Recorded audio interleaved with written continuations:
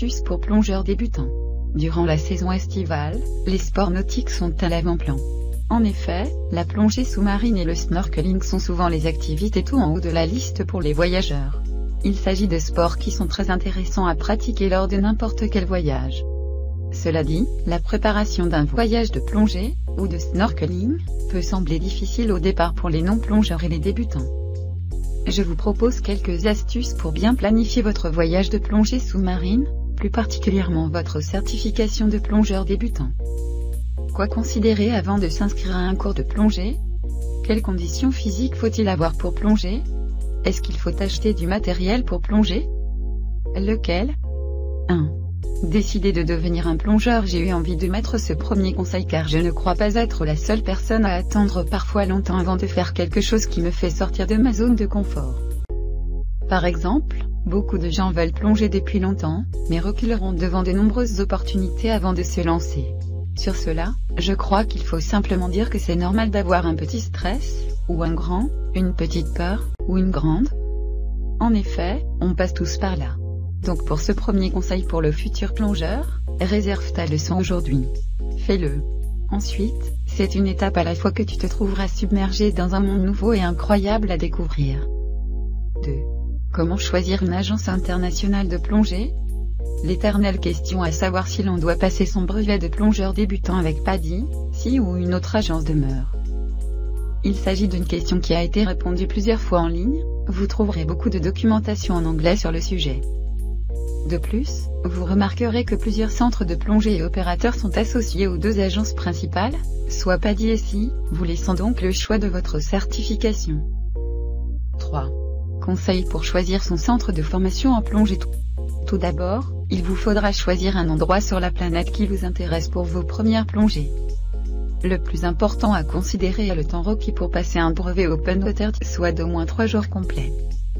Donc, il vous faut un hébergement confortable, où vous aurez de bonnes nuits de sommeil et où vous vous sentirez bien. Ensuite, pour choisir un centre de plongée avec lequel passer votre brevet, on recommande fortement de miser sur la qualité de la formation.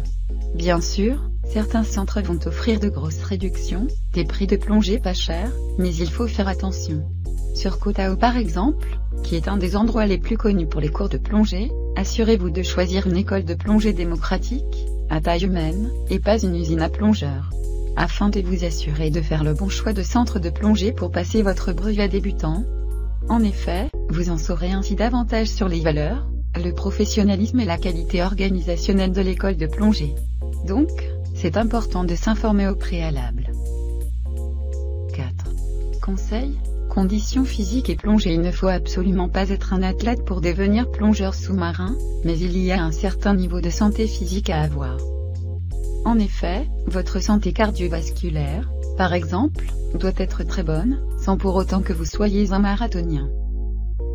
Quelques astuces pour se préparer avant de prendre des cours de plongée sous-marine. Aller faire quelques longeures à la piscine 1 ou 2 fois par semaine est une excellente façon de se remettre à bouger. Ensuite, faire des exercices de yoga permet de travailler vos muscles stabilisateurs et ainsi de vous préparer pour la plongée. En fait, le yoga aidera beaucoup à avoir une meilleure consommation d'air et une flottaison optimale lors des plongées. 5. Acheter ou louer son matériel de plongée. Nous avons plusieurs pages sur le blog plongée pour vous aider à choisir votre matériel de plongée. Tout d'abord, on conseillera d'y aller avec un masque comme premier achat. En effet, le masque doit être bien choisi afin d'être confortable sur votre visage et étanche pour toute la durée des plongées. Puis, avec un tuba, vous serez équipé pour le snorkeling, et c'est petit, donc facile à transporter. Comment choisir son masque de plongée? Comment choisir ses palmes? Ensuite, selon le type de plongée que vous ferez le plus souvent, une combinaison peut être un excellent achat à faire. Bien sûr, il faut considérer la température de l'eau dans laquelle on prévoit de plonger le plus souvent pour acheter le wetsuit adéquat. De plus, avant d'acheter du matériel de plongée, il est important à mon avis de prendre en considération le type de voyageur que vous êtes. Par exemple, si les longs périples avec sac à dos sont votre style, vous encombrer d'une combinaison complète n'est peut-être pas votre priorité. Ça reste donc très pratique de louer son équipement lorsque l'on plonge.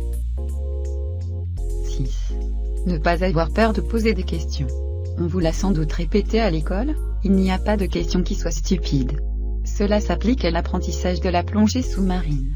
Donc, il est important de ne pas se retenir, de poser toutes les questions que l'on veut. Ainsi, il s'agit d'utiliser l'expérience de notre instructeur afin de devenir un plongeur informé et responsable à son tour. Cela vous permettra d'avoir toutes les informations nécessaires en tête lors de situations stressantes. 7. Astuces pour une consommation d'air et une flottaison optimale lors des pratiques en piscine ainsi que lors de vos premières plongées en eau vive. Il est important de bien pratiquer votre respiration. En effet, la flottaison neutre est une des premières choses qu'un plongeur devra maîtriser. Cela vous permettra d'être un plongeur éco-responsable et vous évitera bien des incidents sous l'eau. 8. Conseil en cas de panique en plongée. Plusieurs raisons peuvent faire en sorte qu'un plongeur panique lors d'une plongée, une rencontre inattendue, une nausée, ou simplement la réalité soudaine de se trouver dans le grand bleu. Donc, la panique peut survenir sans que l'on s'y attende et le fait d'être préparé mentalement à cette éventualité peut déjà être d'une grande aide. Il s'agit donc en fait de visualiser une réaction saine et positive à une éventuelle situation dans laquelle on panique sous l'eau. Cela peut nous aider à reprendre le contrôle dans l'éventualité où cette situation survient réellement. En cas de panique, il suffit d'utiliser notre petite voix intérieure pour se rappeler de respirer normalement, car après tout, c'est le plus important sous l'eau.